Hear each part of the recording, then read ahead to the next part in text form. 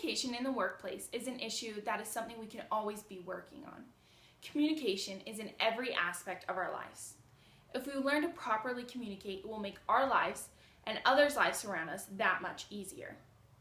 Peter Drucker said, "The most important thing in communication is hearing what isn't said."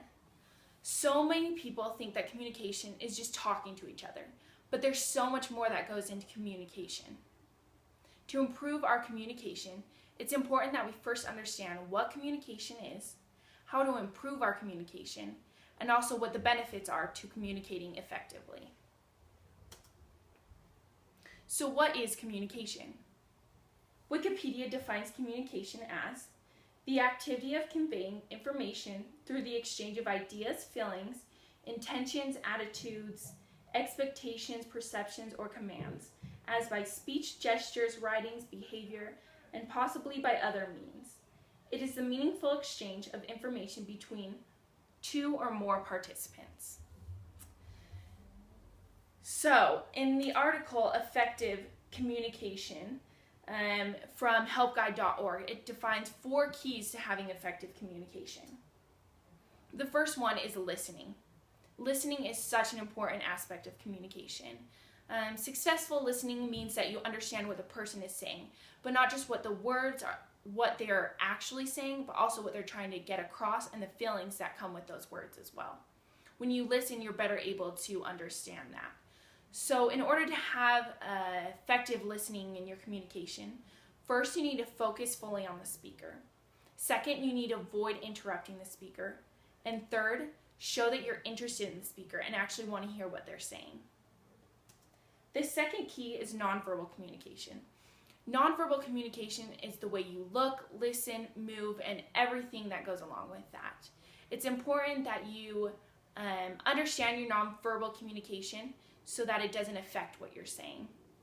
To execute correct nonverbal communication, it's important that you first be aware of your own nonverbal communication styles as well as others around you. Use nonverbal communication that goes along with the words that you're saying and matches up with that. And third is understand the differences between people's communication in nonverbal styles. That's an important thing to understand with that. The third key is managing stress.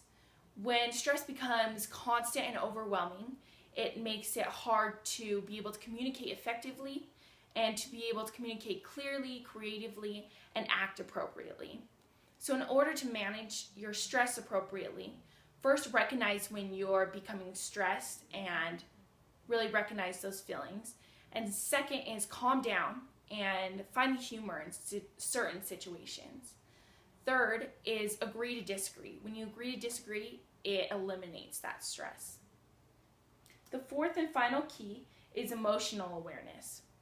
When you have emotional awareness, you understand your feelings and also you have the ability to manage all of your feelings and understand what's going on. In order to have emotional awareness, you need to first learn how to get in touch with those difficult feelings. And then second, manage those uncomfortable feelings. When you do that, it doesn't hinder your ability to effectively communicate. As I was researching communication in the workplace, I found 3 benefits to having effective communication. The first one is quality information. When you're effectively communication, there's no gray areas or confusion, and you're able to communicate better with each other and get that information across. Second is transparency or trust. When you encourage your employees to be honest with you, you create that trust and respect, and that creates open and effective communication. Third is team building. When you have effective communication, it builds a team and a unity in the workplace, and that's so important. In this cartoon, one surgeon says to the other, and that is why we lift on 3. Communication is so important not only in hospitals, but businesses, as well as everyday lives. Don't let a bad communication affect your ability to excel. Here are some resources if you're interested in learning more about effective communication. Thank you, and do you have any questions?